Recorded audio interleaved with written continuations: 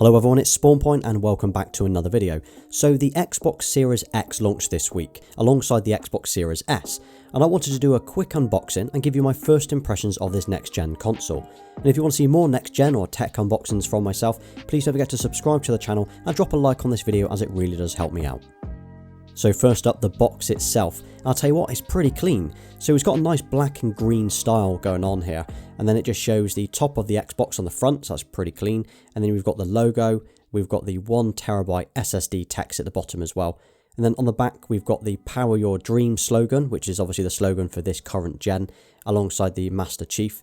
And then around the side, we've got some features and specs of the Xbox Series X. And these include 4K gaming at 120 frames per second, 8K HDR, the 1TB SSD, VRR or variable refresh rate, and a 4K Blu-ray drive. So as far as boxes go, this actually looks pretty good. Okay, let's get this opened up and take a look at the console and the accessories inside. So I like the way this opens. This is quite nice. It kind of folds up. And the first thing you see here, this is the Power Your Dreams slogan again on the inside. And it looks like it's kind of wrapped around the console, so it's like a cardboard sleeve. And this is the Xbox itself, which we'll take a closer look at this in a second, but it looks awesome. I'll tell you what, it's a lot smaller than I was expecting as well. Then we've got the quick start guide and the controller setup, little sleeve here. Okay, so inside this black box, this is where all the accessories are. So we've got the HDMI cable, which is actually the much talked about HDMI 2.1. So if you're wanting to make the most of the higher frame rates this gen, and your TV and monitor supports it of course, this is definitely the cable that you'll want to be using. Then there's the power cable, and it's just a cable, so there's no extra power brick, there's no extra bulk when it comes to this, so it's just literally this lead. Then we've got some paperwork here, not something that I ever read, I'm not sure about you. And here's the controller, which we will take a closer look at in a couple of minutes once we've looked at the console. And that's kind of it really, so that's all of the extras, and that's what we get in the console box. But now let's take a proper look at the Xbox itself. So it's got this cardboard sleeve on, and this just pulls off, and this kind of wraps around the console. First impressions is it looks really, really nice. So I love the matte black look to it. It's simple, it's not in your face at all. Now I'm really liking the top of it. So the holes here, well, these are for ventilation, but it actually looks pretty cool. So if you look, depending on the angle that you look at it from, it's green. Now it almost looks like a light, and to be honest, from some of the pictures and the videos that I saw previously, I thought it was glowing, sort of like an LED, but it's not, it's just painted. And as you kind of move around, that green sort of pops out at you. And around the sides, it's got a nice matte black design going on. Almost nothing glossy or shiny at all on the Xbox. We've got the Xbox logo, we've got the power button here at the top, and this will light up once it's obviously plugged in as well. And then you've got the disc drive, and as we know, the Xbox Series X, this one comes with a disc drive, whereas the Series S, this doesn't. That does not come with a disc drive this year. And then next to that, we've got the small eject button, obviously for removing the discs from the console. Down the bottom, we've got a USB port. This is just a normal USB Type A, so it's not a Type C that we might have expected or hoped to have seen. And then we've got the sync button for connecting your controller for the first time that you connect it. So as I turn it around here, you can see that you can actually have the Xbox Series X either positioned stood up or laying flat. Whichever option you choose, you've got these small rubber feet to hold it in place. So if you have it stood up, for example, you've got this big plate at the bottom, and this big rubber plate here, if you look really closely, you can actually see that it says hello from Seattle, and this is where Microsoft's headquarters are, and that's where they're located, so that's pretty cool. But then if you have it laid down instead, you can actually place it on these tiny little rubber feet, so it's obviously part of the console itself, but it means it lifts it off of your table or off of your desk very slightly, and obviously it'll stop it moving around as well. But yeah, I like the look of this console. It looks clean. It doesn't really scream next gen, but it definitely resembles kind of like a mini PC or a mini fridge, as the memes would suggest. But it's not offensive at all. It looks nice. But it's definitely not as big as I thought it was going to be. So this will easily fit under my TV or inside the cabinet if I wanted to. Absolutely no issues here with putting it anywhere in my room. But what about you? What do you think to the size? Do you think it's a good size? And what do you think to the look as well? So looking at the ports, well, we've already got the USB port on the front. But around the back, we've got another 2 USB ports, and again, these are Type A. Then we've got the Ethernet port if you're not going to be using Wi-Fi. We've got the power adapter. We've got the HDMI port, and obviously there's no HDMI in this time, unlike with the previous gen. And then this is the storage expansion port, and this is what will allow us to increase the memory of this console from the included 1TB. And then moving on to the Xbox Series X controller. And first impressions, it looks and feels very similar to the previous gen controller, which isn't a bad thing at all. So it actually feels really, really nice to hold. So it's got a lot more grip to it than what we felt before. It's got this kind of matte black style going on, just like with the console. I know the previous versions had a bit of a glossy accents going on as well, but this is just matte black all over. Around the back it's got this kind of grippy texture to it, so it's not smooth at all, and it feels like it's less likely to slip out of your hand. And if you look really closely, you can kind of see the texture here. It's subtle, but honestly it actually feels really good to hold. And the triggers feel really nice as well. So they've got the same texture again as the back of the controller, so there's a lot more grip here, so your fingers aren't going to slide off the RB and the RT and so on.